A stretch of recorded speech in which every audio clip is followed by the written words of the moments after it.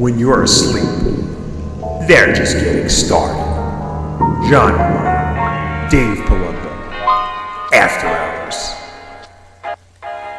Welcome back again to After Hours with John Romano and Dave Palumbo. And of course, I'm Dave Palumbo, and we're back for week 2, John, so it must mean that people actually liked the show.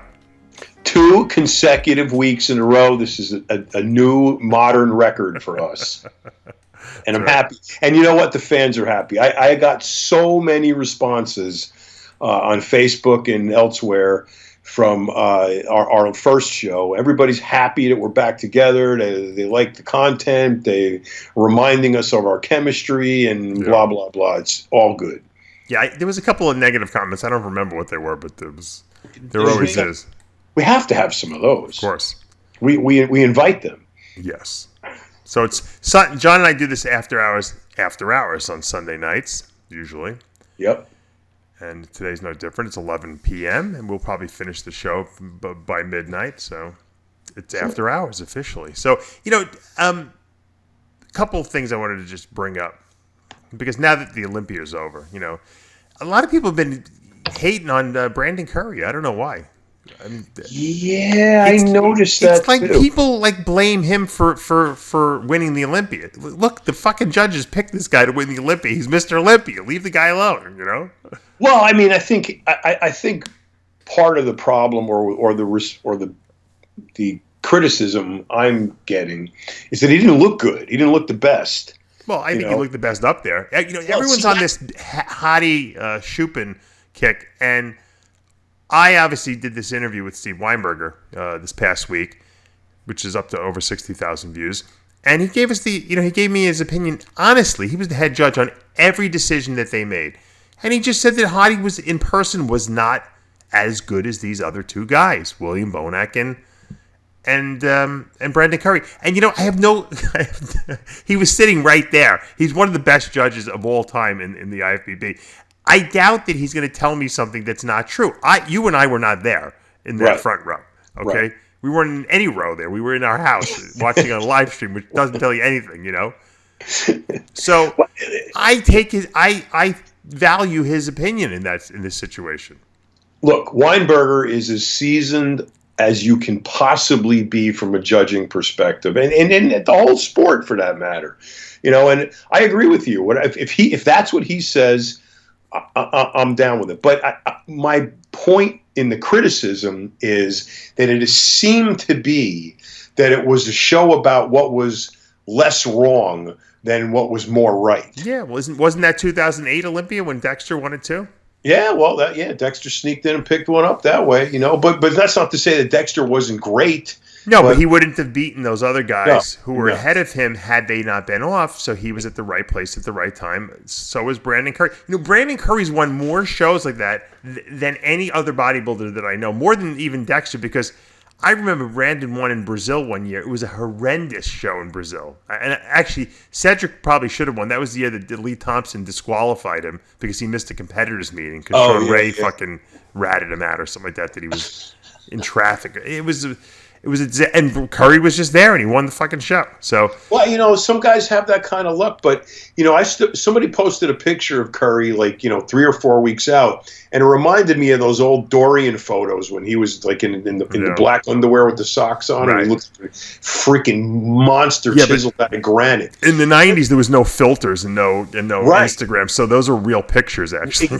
But Brandon looked like that. At least I know, but it was from the back. I mean, I couldn't tell. Right, but they have the mirror there, and then they have the lighting, and then you could put Instagram filters on stuff. No. Dorian's pictures were real pictures back then.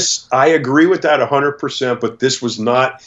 You cannot. There's no filter for grainy skin. Yes, there is. Come on. Yes, absolutely. You can make people harder with all the contrast and everything. Absolutely. I don't believe any of those pictures. If anybody went through that trouble, I don't. Of course they do. They do that at Oxygen Gym. That's their shtick, with the mirror there. And it's fine because you know what? It gets us all excited to want to see these guys on stage. Yeah, but then you get the monumental epic meltdown, letdown when they show up on stage. Was Rulli did he look like the fucking pictures from the Instagram mirror there? He always does that. That's like Rulli's MO. No, last year he looked great when he was third, but he didn't. They used that magic mirror over there with the pictures. I'm telling you, it's like going to Gold's Venice. Remember the garage door there? Mirror go by the garage door. The garage door actually got photographed in the mirror. That's how good the mirror. Yeah, you would take the shot in the mirror. You wouldn't even shoot the person. You shoot the mirror. That's what they do over there, I think, too. Well, you can't blame him for doing that to generate excitement. But what happens is the guy shows up, and then look, Brandon Curry. I love the guy, and I think he's a monumental asset for the sport. But Absolutely. Brandon Curry, the bodybuilder, not ad hominem, not the bodybuilder, was off. And he wasn't as good as he was at the Arnold when he won. He was off. But neither was Bonek. But that's not the point. Yes, both of them. So that's why I'm. But saying they were still better than everyone else. That's the pathetic part. My point is, it was about what was less wrong than what was more right. And in that instant, and I'm going to take Weinberger's word for it. From our perspective at home, Hadi had better condition. But if Weinberger says Bonak and Curry were better, I'm going to believe Weinberger. But that's really not the point. The point is these guys are competing for the most prestigious top end of all bodybuilding title in the world, Mr. Olympia. How do you come in off? Why? See it every time. How does Cedric McMillan not come in and win the Olympia? He should have won that Olympia. He could have come in there and in best shape. That's what I don't understand. This is a once a year life of changing event, and you come in off. I think this is what I think. I think that these guys can't handle the pressure, and not all of them. There are some people that do not respond well to pressure. I think Cedric is one of them. I think Kai Green is one of them, and I think that they just fall apart at the Olympia because I've never seen Kai Green peak for the Olympia. I've never seen Cedric McMillan peak for the Olympia. And we've seen those guys dominate like other shows. Yes. But now do you mean that the stress, the pressure makes them hold water, or the stress and the pressure makes them fuck up their prep? I think it's a self-destruct. Yeah, it's like a I think it fucks the prep up. I don't think it's like a last minute type of thing. I think that there's a way, they find a way to lose. You know how when you think about you get what you think about. We know that, whether you like it or not. And somehow they find a way, instead of some guys find a way to win, like Jay Cutler, other guys find a way to lose. And I think that's Cedric in a nutshell. And unfortunately, I think that was Kai.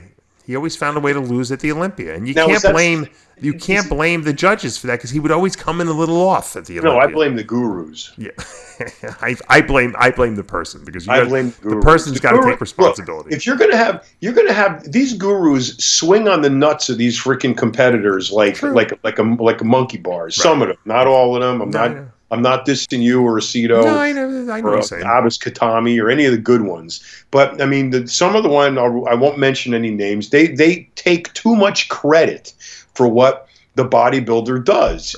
And that's just not right. But they don't take the liability when things don't go right. Of course not. They blame the athlete then. Exactly. And you're almost doing the same thing right now. It's like the pressure makes them fall apart. But isn't the guru supposed to be like there with them, holding their hand? Cedric doesn't use. Let's talk about Cedric. Cedric doesn't use a guru. Chris actually, Aceto reached out to him because Chris has worked with him in the past. He didn't want to use Chris. He wanted to do it himself. So that's his own. He's his own worst enemy, Cedric. Kai, on the other hand, I think Kai does listen to what, whether it be Oscar or it was George at the end. I think he listened, but I think he also does his own thing. You know what I mean? But does he do his own thing at the Chinese buffet, or does he do his own thing haphazardly, maybe remembering what Oscar did and, not listening to George with the carbs? And you remember with the whole Ron Norman thing, Ron was in one room and hotel room and George was in the other. And we don't know who Kai was listening to. Well, but then, you go back to guys like, I'm going to bring up Rich Gaspari because he was one of the most conditioned guys ever. He was the first guy to ever have striated glutes. Yeah. That's a fact. And he didn't have a guru, so how do you get one guy on his own able to nail that kind of condition? And then you got modern era, fast forward 25, 30 years, and you've got modern era guys with modern technology, modern drugs, modern everything top, the best technology we have, and they can't come into the Olympia, not some freaking local show, the Olympia. They can't come to the Olympia in shape. Because, first of all, there were no gurus back when Gaspari was competing, okay? You had maybe like a Bob Grushkin or, guys like that. Yeah, but there was everyone didn't have a coach. Everyone had a steroid dealer in it who advised them, what to do. And they just they just trained hard back then. Nowadays, everyone's like afraid to be flat, and they're afraid they're going to lose muscle. Ask Richie if he was worried about losing muscle. He was fucking killing himself on cardio, zero carbs, just fucking torturing himself to death to get in the best shape of his life. That's what he did. Kevin Levrone told me that he ate broccoli and fish for the 12 weeks. No carbs. Before 12 weeks before the Olympia. And he grew too while he was doing that. That's the funny thing. But guys today guys today won't work with someone like me because I'm going to make them work too hard. They want to be fed. They want to eat 600 grams of carbs. So they'll take DNP and they'll take everything else under the sun. And when you start throwing polypharmacy in there and shit like that, things don't go right. No, and it's dangerous. And William Bonac went on that freaking crazy rant.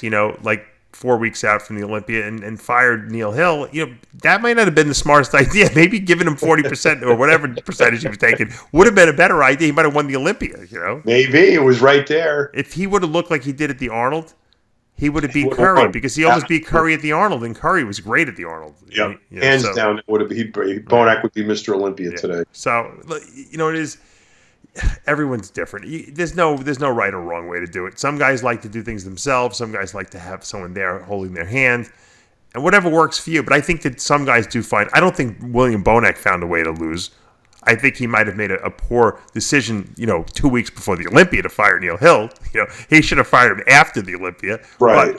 But I think he's a clutch player. I think he knows how to win. Just like I think Curry knows how to win too. I don't think Curry purposely came in. I think Curry just got lucky that no one else was in shape and that he's such a genetic freak. But Ramy finds a way to lose too at the Olympia. Think about him. All the coaches. But that's some. I don't think that's of his own doing. I think he's just mismanaged. Yeah, but maybe he needs no coach to be in the sport for such a short period of time and have so many coaches. To me, tells me that maybe coach is not a good idea for you. Yeah, that was. But remember when we had Dennis James on, and he was talking about what they showed up the day before the Olympia with bags of fruit. Do you really believe it? Who knows? Maybe it's true or not. But there was no reason not to believe Dennis James. Yeah. Well, you know what? Let's see, because now Ramy's not with the Oxygen Gym crew anymore, and he's got his own crew. Let's see if he can come in shape now. There should be no problems, right? Well, going back to my original point here, these guys are the top of the top, and they have the unmitigated potential to win the Olympia. The mitigation comes from somewhere because they're not coming in shape. So what I try to analyze this and think here's and I've been a big Ramy fan since the first day he showed up. Too. I think this guy's absolutely amazing, but he can't nail it. Why? This is the Olympia's 4th, 5th try. Why can't you nail it? Why didn't he qualify for the Olympia? But I want to address your point about the self-destruction. Okay. My question is, and you're deeper inside of these guys' heads than I am. Why? And I'm not buying that's too much pressure. Why would you self-destruct? Why would you mitigate your potential to win the Olympia? I can understand another show. Yeah, it's a pain in the ass. It's the wrong time of year. Too close to Thanksgiving. I want to eat blah, blah, blah. I can understand it. This is the fucking Olympia. It's a subconscious thing, John. These guys don't do it consciously. They're doing it unconsciously. You think Cedric wants to lose he wants to win the Olympia. If you ask him, you want to win? Yeah, of course I want to win the Olympia. But while he's walking up to the Chinese buffet with 2 plates in his hand, doesn't reality set in and say, whoa, maybe I better not do this? Chris told me that Cedric would be eating the eggs from room service, scrambled eggs and toast the day of the show. Wow. I mean, 3 days before the show, I'd be eating that. Chris is like, what are you doing? He's like, they're taking care of me. Don't worry about it. People just do crazy shit. I don't know why. I was a nut. I used to have anxiety dreams. Like when I would get down to 4 weeks out from a show, that I showed up at the show, I had no tan on. I showed up at the show, I wasn't in shape. I showed up at the show, I forgot my posing trunks. All things that I would never in a million years do because I was a neurotic, maniac, lunatic, so detail-oriented, especially at the end there. But they were nightmares because I had anxiety over that I would do this. I don't think these guys are that neurotic. But you wouldn't self-destruct. No, because I had a drive like no other. I didn't have the genetics some of these guys had, or I would have been Mr. Olympia. Do you think that's genetic? Do you think that part of the genetic? We always talk about genetics as in terms of structure and how thin your skin is and all of that. But do you think it's a genetic factor for the mindset? I think it's how you're raised. My father taught me to be fearless. My father taught me that I can do anything. He wasn't like that, but he instilled in me a sense of confidence that anything I put my mind to, I can do. So I have no doubt that I can't do it. But I think a lot of people just maybe they didn't have parents who were supportive. Maybe they were told they were a loser their whole life. Who knows? There's so many fucked up family situations. And I think some people just don't, look at Kai's upbringing. Yeah, he was an orphan. I mean, the fact that he accomplished what he did is unfucking. It's if it doesn't become a movie at some point in the future, then whoever makes movies they're not doing their research because that guy's story is a movie. Incredible. And I don't know who you can get to play Kai. That's the only problem. I would go as far as to say probably the most impressive and best story in the entire sport. It would have been better if he would have done the Olympia this year and won it. That would have been a great story. If he wins the Olympia, that's a motion picture in Hollywood in a minute. But even if he doesn't, just going on to showing what he's doing now, and the social media phenomenon he's become, and social media. Don't get me started on social media. Speaking of which, you posted a very interesting rant about women's bodybuilding. Yeah, and I want to talk about that for a minute because. Sure. We saw women's physique come in, and it's when my wife got into it, and she turned pro like immediately. Yeah, right. And I mean, by comparison to who's winning women's physique today, I mean, she probably wouldn't have been in the top 10. No. So, it hasn't been that long. We're only talking a span of less than 5 years. So, which is not a lot of time when you consider the genesis of the sport to where it is now. It's still pretty young. Right. So now you got Shanique Grant, who looks like she came from another planet. Yeah. Genetics-wise on that girl, I mean, come on. She's Linda Murray of our modern era. Insanity. Her genetics are so incredible. But I mean, what was your motivation in that? I mean, because this is what I thought. I figured, look, they let women's physique get as big as they did because it's basically replaced women's bodybuilding. It was a reboot. Right, exactly. It's a reboot. So I'm fine with that. But now they got Jake Wood, who's put up $1 million for the Olympia, right? Now they're bringing back the Miss Olympia next year. Okay, they're bringing back the title Miss Olympia. So I'm thinking to myself, who's doing the Miss Olympia? The women are over. Every woman in that Miss Olympia or the Rising Phoenix show, which was the World Championships essentially, every woman was over 40, and a lot of them were over 50, and probably there was a couple 60-year-olds in there. Yeah, the women, it's the same women from 20 years ago. So I'm thinking to myself, Well, how could we make this viable if we want to, if we're putting the money into women's bodybuilding and the shows are there and the prize money is there. Actually, the prize money is more than the physique, women's physique. And Miss Olympia is a great title, right? Who the fuck doesn't want to be Miss Olympia? So how could we solve this problem? And how can we get new people to do women's bodybuilding? Well, I said, you know what? We can solve two problems at the same time. One problem is that the women's physique girls are too big now. Yes. And they're too hard, and they're too, I don't necessarily know too hard. I think when you get too big and hard, it doesn't look attractive anymore. So, right. But in a sense of what they're trying to, what women's physique was brought about. Remember, women's physique was classic poses. It wasn't all the typical bodybuilding poses. It was a glam. They wanted them to have hair, makeup, all that beautifulness going on. And they did. And the women are great. I really love the division. But the women keep getting bigger and bigger and bigger. And a lot of these women that were doing well can't even compete anymore. They have nowhere to go again. It's like the same problem again. So I'm thinking classic physique really gave the solution to the problem, which was let's do the same thing for women's physique. Limit their weight by their height. Okay, still one division, but each girl can only weigh so much given how tall you are. So the proportion stays there. You're not throwing the proportion off. You keep your femininity and beauty because now the girls don't have to do as many drugs, okay, because they don't need to get huge. They don't have to worry about competing against monsters. And the girls that are too big to fit into the weight per height class, if they don't want to go down in weight, will go to women's bodybuilding, which is great because women's bodybuilding has got tons of money behind it now. It's got great, support from a great sponsor, Wings of Strength, and there's a home for them. So we can have a new women's bodybuilding division. We can have women's physique, and the two can coexist, just like open bodybuilding does with classic physique.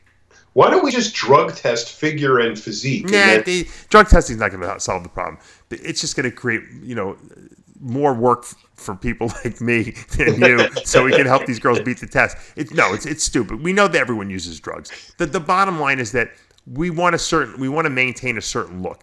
I don't care if these girls use drugs or not. That's a personal decision. Okay, if you want to ruin yourself, that's up to you. But you know what? If you don't look like we want this class to look like, which is beautiful and not too big but proportionate, like classic physique is for men's bodybuilding, then you don't do that. You do women's bodybuilding. You can't turn physique into bodybuilding because then you might as well just merge the two divisions and call it one thing, Miss Olympia. But what if you got bring Shanique Grant back up? What if she put on 10 pounds of muscle next year? Well, then she goes past her weight limit. Then she goes to women's bodybuilding and she wins the Miss Olympia, right. And she probably makes more money. Right, and goes to bodybuilding, Miss Olympia. Yeah, so do you think girls are going to do that?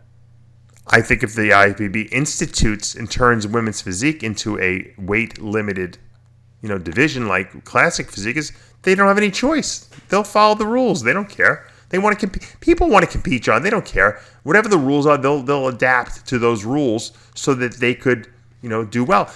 I'm sure if Shanique, I think that just talking to Shanique, she would stay in class in the women's physique division. I think she just wouldn't get any bigger.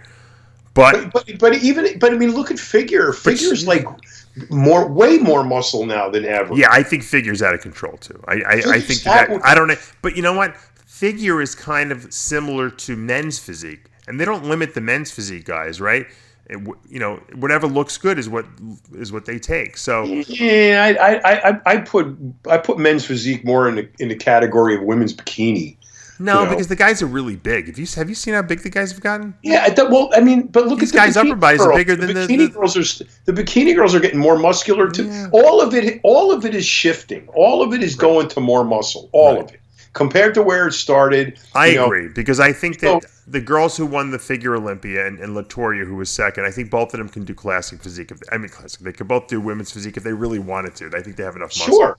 I mean, they're right there. They should be. They look like they should. But don't you think if you limit women's physique in terms of how big the girls can get by putting these weight class limits on their height, that you might get more figure girls saying, you know what, I'm not intimidated. I can go up to women's physique if I want to, or I can stay in figure, and they can then downsize the figure girls a little bit and start marking down the girls that are too big because they can say, okay, you guys go to women's physique now.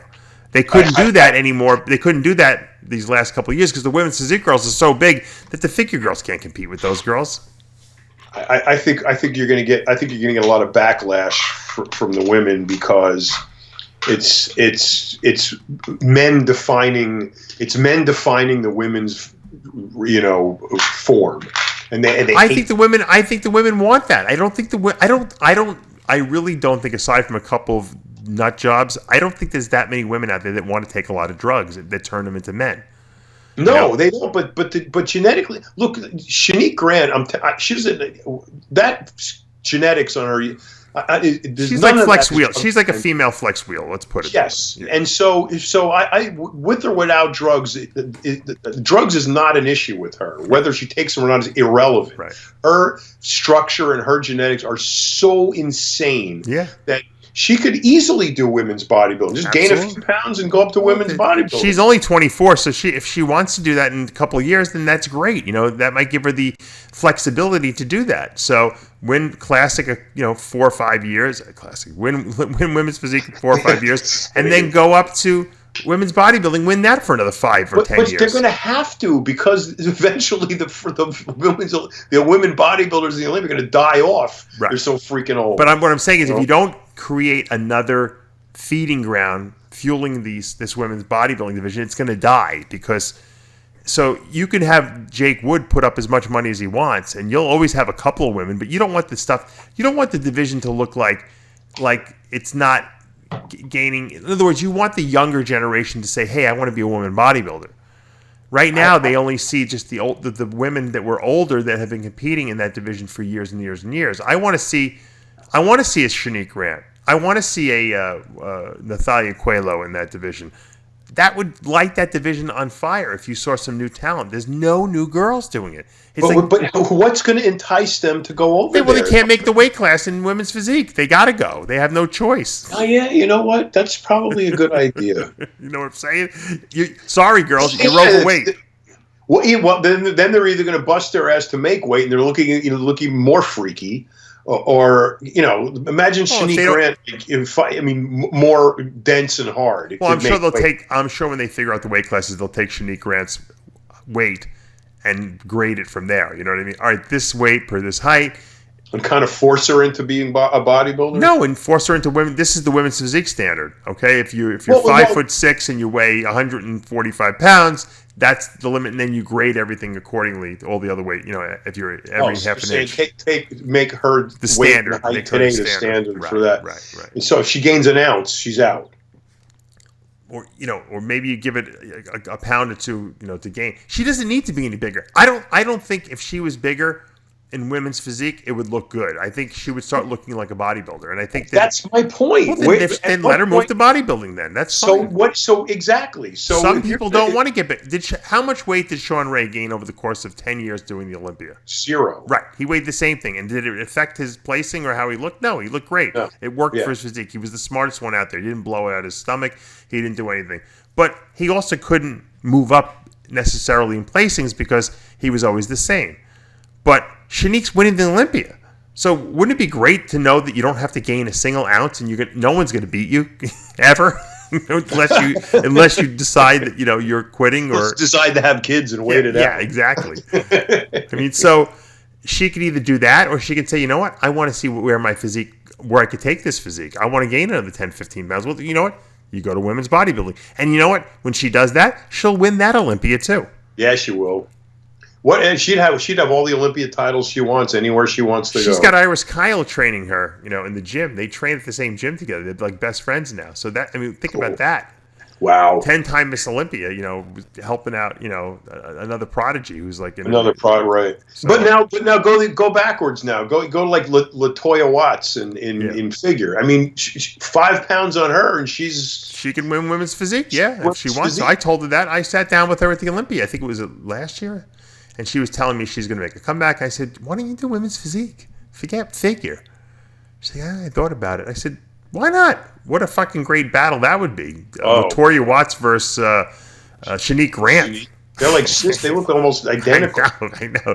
Crazy genetic. I said, because she has to hold herself back too for figure. So imagine she just let the floodgates open and just started fucking training. And yeah. Well, I think you're onto something here because you got to populate the Miss Olympia with with not old ladies. I mean, Right. and I'm not disrespecting. No disrespect to those ladies. But I'm just saying, that's the old guard. We need new ones. Sure, I agree. So anyway, that was my thought. I've gotten a lot of good feedback from it. I think a lot of people agree with it because it's logical. There's no other way. The only other solution is to make the two divisions one division and call it Miss Olympia, and then you're done with women's physique, and it's just Miss Olympia, women's bodybuilding, whatever you want to call it, or call women's physique Miss Olympia, and then you only have one division. That's the other solution. I don't think. Isn't it funny that the equivalent of a 212 class wouldn't work?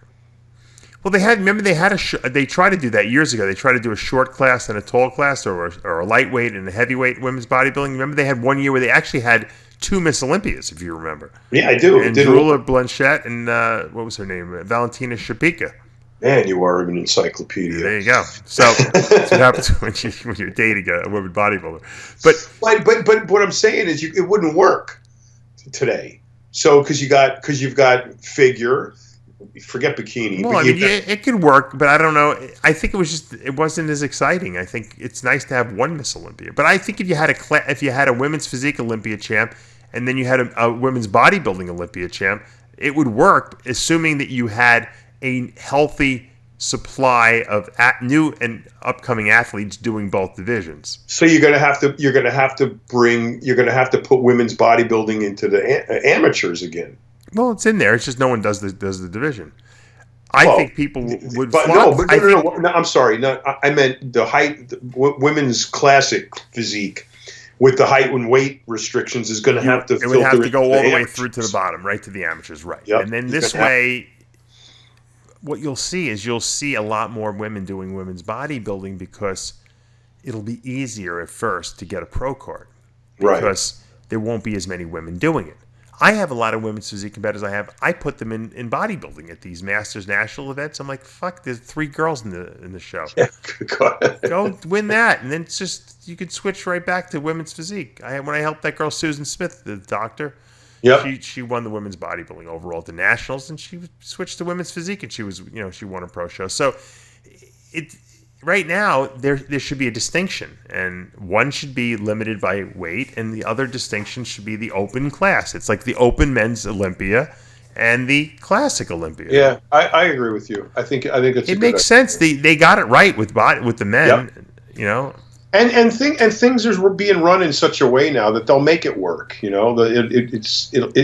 would work. The reason they got rid of Miss Olympia was because the money wasn't there. Jake's willing to put the money up. So the sponsors are there. If the sponsors are there, the IFBB would love to give out, have women's bodybuilding. They don't dislike it. They're not going to finance it themselves, But if you got someone who's why do you think he's putting up the money? He obviously is an independently wealthy guy. He's got a lot of cash, and he likes women bodybuilding, and so he's supporting it. Thank God there's someone out there who's willing to put that money in. Out of 7 billion people, he's the only one. I mean, what? It's a very niche. No, because most of the people who love women's bodybuilding don't have a lot of money. That's the problem. Like, why wouldn't Blackman take some of his money and schmo out and put some fucking cash up for some of these divisions? Well, he doesn't like women. No, I'm not talking about the women. I'm talking for the men. Well, he can have how they have wellness now for women? Right. Why can't he come up with the glute division for men? He could support that division. So he'd have a bunch of gay guys working glutes in the gym. It's just striated glutes. It's like the wellness. They only really grade the lower body. Yeah. So it would be wellness for men. He can finance. In my gym in Mexico, my former gym in Mexico, I had women in there who would train legs 5 days a week. Yeah. And no upper body because they were doing well. That's the Latin look, they like it. They are. And so we put in a room that was only butt equipment, anything to train your butt. You needed a reservation to walk across the other side of the room in there. Who would win the Glute Olympia right now if Bleckman held it, tomorrow? Oh my God, that's a good question. That Lucas Ostolo would certainly beat it because he could gyrate his glutes on stage. Hottie would win it. Hottie's got some good glutes, right? Yeah. But now Kai can make a comeback and just do the glute division. He doesn't have to worry about it. I can just picture him listening to this now, rubbing his hands together. Yeah, that's a good idea. And do it before they do. Wellness for men. That's all. Wellness for men. You just need a sponsor. But you don't think the IFBB and the NPC would bring that division in if someone put up the money for it? If someone look, they're doing all kind of pole dancing, and look, if you put up the money, obviously they'll put the division up, but you got to put up the money. So I'm just surprised that with the amount of fan base that we have here, that there isn't enough well-to-do people to support this sport that would pony up some money like Jake Wood is doing and fix the problems. Well, the problem's fixed now because Jake put the money up. He decided I'm going to spend a lot of money. Look, he gave $50,000 and a $75,000 Dodge Challenger Hellcat to Helly Trevino for winning that Rising Phoenix World Championships this year. He's put that up for the Olympia.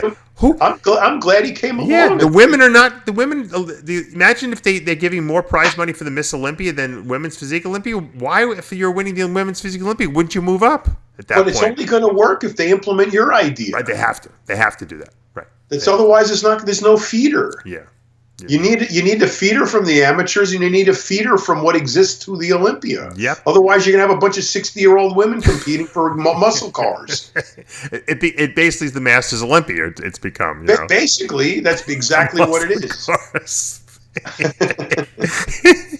That's great. It's great. The funny thing is that Helly is the youngest one up there, and she's in her 40s too. She still looks great, but I'm saying.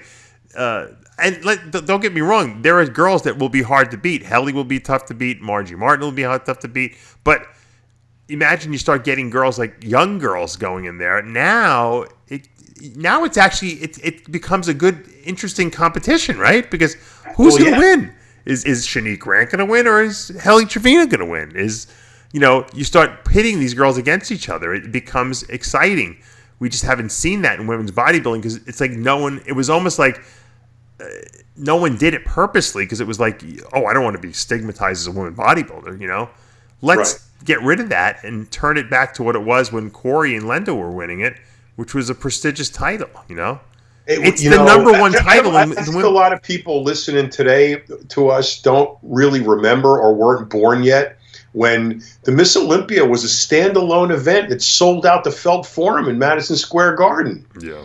Alone, no men's event at just the Miss Olympia, and to go from there, to complete obscurity until Jake Wood came along, I think is just very telling as to what these women are up against. Yeah, I got to send a shout out to Mike Diesel from Extreme Body Nutrition, his wife Courtney, Camille, and Caden. Because they all have birthdays around the same time, and I keep telling him you know me, I can't remember fucking anything anymore. So I said, text me, and he just happened to text me just now. So I didn't remember it from Heavy Muscle. So I'll tell him I said it on the After Hours show, which is even better because more people listen to After Hours. That's right. So Mike, happy birthday to you and your family.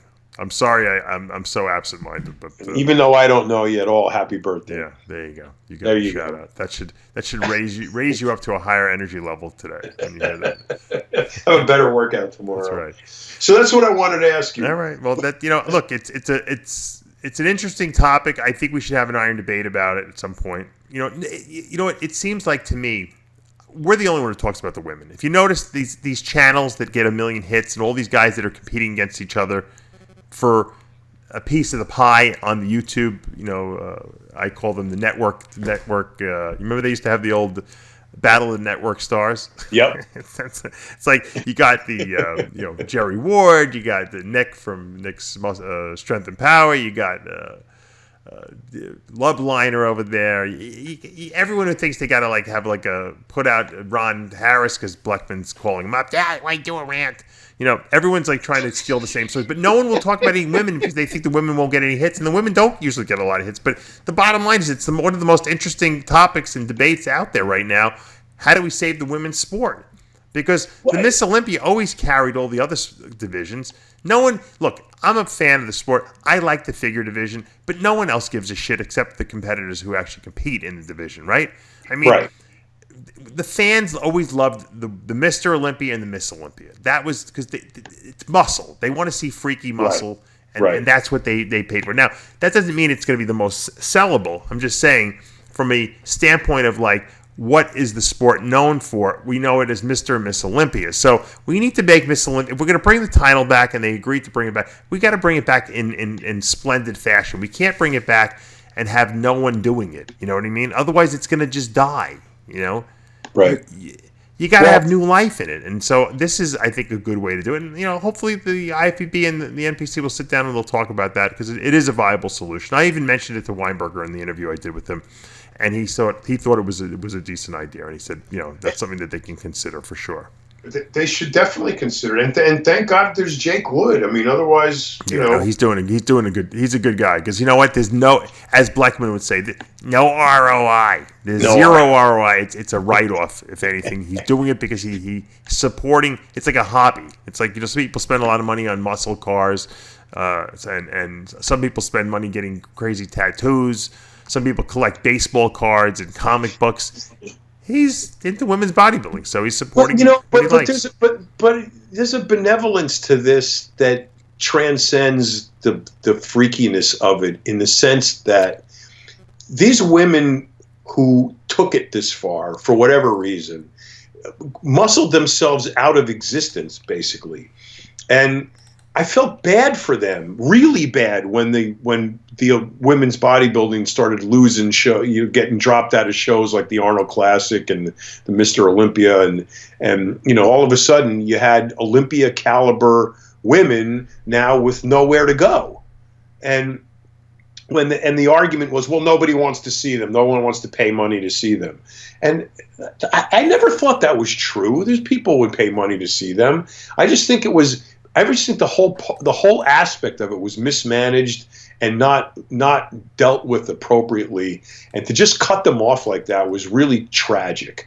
Yeah. And I think the industry in itself, I don't know this guy Jake Wood from Adam, but I would say that they owe him a big pat on the back for stepping up like this, because nobody else put their money where their mouth is to help these women. And I think it's just a tremendously great thing, and I'm really looking forward to this working out. Yeah, I think it's, once again, I was kind of upset that they actually took away the Miss Olympia title. I was like, I can't believe they're not going to hold it at the Olympia. Right? Does it really cost that much that they can't do it? It was kind of disrespectful, I thought. And so now that they're bringing it back, I think we owe it to the sport to try to make it work. In other words, if we bring it back and it just dies again, it's like, why? We just brought it back because Jake gave money. No, let's figure a solution now to make it viable. Right. And there is a solution. There's a very, very, it's a very, very simple solution because, and I'm going to tell you why, because they allowed women's physique to get as big as they did. Yes. Had they not done that, then I could have said, all right, well, you know what? No one wants to be big anymore. Fine. But these women are big. There's a whole new division. There were 20-year-olds, monster girls in the women's physique division, striated glutes. So obviously these women like it. The fans like it. The judges don't seem to mind it. They're rewarding it. Okay, well, now you have a viable women's bodybuilding division again. Put those women into that division and limit the women's physique division to people who don't want to get that big, which is the initial reason they launched it. Right. The reason why it's exactly right. And the reason why classic physique is working is because it's limited. Yep. These guys curse and say, I can't make weight and fuck this and fuck. But you know what? When they can't do it, they go to fucking the open division or they go to 212. And that's why it was created. Yep. So that the guys who don't want to get bigger, I asked Chris Bumstead, who just won the Olympics, I said, do you want to go up to the open? He goes, no. Because, he has health issues anyway, so that that he's dealing with. So he's like, no, this is a perfect division for me. So he doesn't want to get bigger. He doesn't. I'll suck down. He doesn't like, I don't need to get any bigger than this. And that's why people like him belong in that division. The guys who want to get bigger move up. Like George Peterson's going to go to 212, and Keelan Pearson is going to go to 212, and that's great because now we have new guys in the 212 division. These earlier divisions. In women, it's figure and women's physique, and in men, it's men's physique and classic, are feeder divisions for the open. So, in other words, now instead of waiting 10 years to get on an Olympia stage in the men's open, you could be on an Olympia stage in 2 years in men's physique or classic. And then when you get big enough, you can move up to the open division. Right. Good point. So I think it makes total sense. I hope they listen to you. Yeah, me too. But I'm sure what'll happen is that they'll do it in a couple years, and Bob Ciccarello will try to take credit for it. It's usually the way it works. Well, John, it was great talking with you again after hours, and we will be back again next week. God forbid, or God willing. God willing, I should say. Good night, everybody. Good night. See you next week.